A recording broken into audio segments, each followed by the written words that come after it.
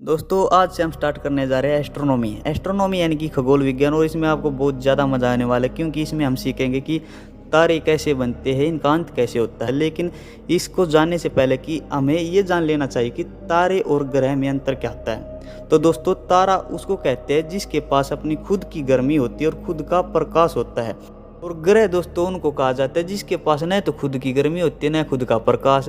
और इसको और आसान भाषा में समझे दोस्तों, हमारे घर में जब बल्ब लगे होते हैं, जब हम उसे ज़्यादा देर जलाते हैं तो देखा होगा आपने वो गर्म हो जाता है और प्रकाश तो हमें देता ही है, तो हम इसे स्टार मान सकते हैं।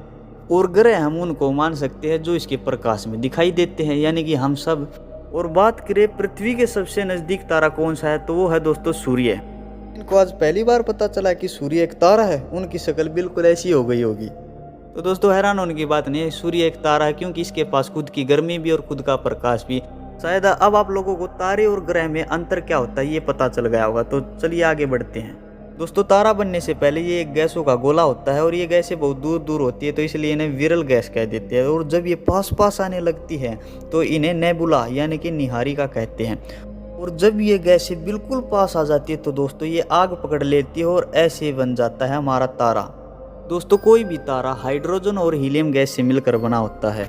इसके अंदर जो आग होती है वो ना तो गैस फॉर्म में, ना द्रव में, और ना ही सॉलिड फॉर्म में होती है। वो होती है दोस्तों प्लाज्मा के रूप में। प्लाज्मा कैसा होता है, तो दोस्तों इसके उदाहरण है मलाई, ज्वालामुखी से निकलता हुआ लावा, या फेविकोल। और ऐसा बताऊं दोस्तों जिसे आप भूलोगे ही नहीं, तो वो है दोस्तों खकार। ये सभी प्लाज्मा के रूप हैं, और बिल्कुल इसी प्रकार से हमारे तारों के अंदर आग पाई जाती है। तो ये तो हमने जान लिया दोस्तों कि तारा बनता कैसे और उसमें किस माध्यम में आग पाई जाती है। लेकिन अब हम जानेंगे कि तारे का अंत कैसे होता है। दोस्तों जब तारे का अंत होता है तो जो इसके अंदर हाइड्रोजन और हीलियम नाम की जो गैस पाई जाती है, तो ये धीरे धीरे कम होने लगती है, जिससे तारे का आकार बहुत बड़ा हो जाता है, जिसे हम रेड जॉइंट यानी कि लाल दानव कहते हैं। और ये स्थिति कब बनती है दोस्तों, जब तारे के अंदर 90% ईंधन खत्म हो जाता है। लेकिन जब तारे का 95% ईंधन खत्म हो जाता है दोस्तों, वो बन जाता है व्हाइट ड्वार्फ यानी कि श्वेत वामन। और यही वो स्टेज होती है जिसमें हम तारे को अंतिम बार चमकता हुआ देखते हैं, और इसीलिए इसे जीवाश्म तारा भी कहा जाता है। लेकिन जब इसका 100% ईंधन खत्म हो जाता है तो दोस्तों ये बन जाता है ब्लैक ड्वार्फ यानी कि काला वामन। इस तरह से तारे का अंत हो जाता है। लेकिन दोस्तों ये कंडीशन सिर्फ छोटे तारों में अप्लाई होती है, बड़े तारों का अंत ऐसे नहीं होता। अब आप सोच रहे होंगे कि छोटा तारा कौन सा और बड़ा तारा कौन सा, ये हमें कैसे मालूम।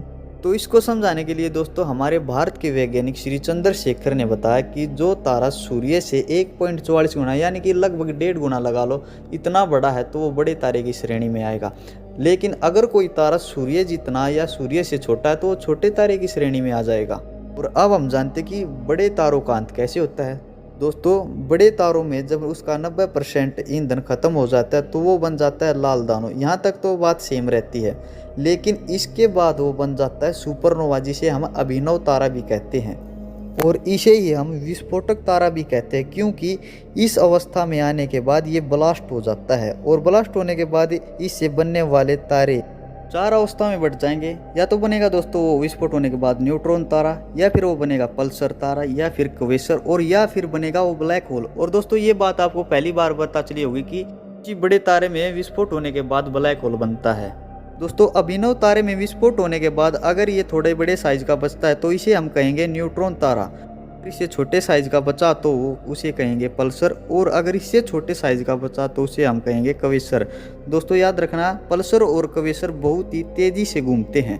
और अगर अभिनव तारे के विस्फोट होने के बाद उसका साइज सबसे छोटा है तो दोस्तों वो होगा हमारा ब्लैक होल। और इस तरह से दोस्तों हमारे बड़े तारे का अंत होता है। याद रखना दोस्तों किसी भी तारे का रंग उसके पृष्ठ तापमान पर निर्भर करता है। तारे 3 रंग के होते हैं, लाल, सफ़ेद और नीला। अगर किसी तारे का तापमान बहुत कम है तो वो आपको देखने में लाल दिखाई देगा, अगर उससे अधिक है तो वो आपको देखने में सफ़ेद दिखाई देगा, अगर किसी तारे का सबसे अधिक तापमान है तो आपको देखने में नीला दिखाई देगा। इसीलिए तारों का रंग उसके पृष्ठ तापमान पर निर्भर करता है। और दोस्तों अगर आपसे कोई पूछे कि सबसे चमकीला तारा कौन सा है, तो दोस्तों वो है डॉग स्टार, जिसे साइरस भी कहते हैं। और अगर ये पूछ ले कि सूर्य के बाद पृथ्वी के सबसे नज़दीकी तारा कौन सा है, तो वो होगा दोस्तों हमारा प्रोक्सिमा सेंचुरी। तो आज के लिए दोस्तों इतना ही, तो मिलते हैं आपसे अगली वीडियो में।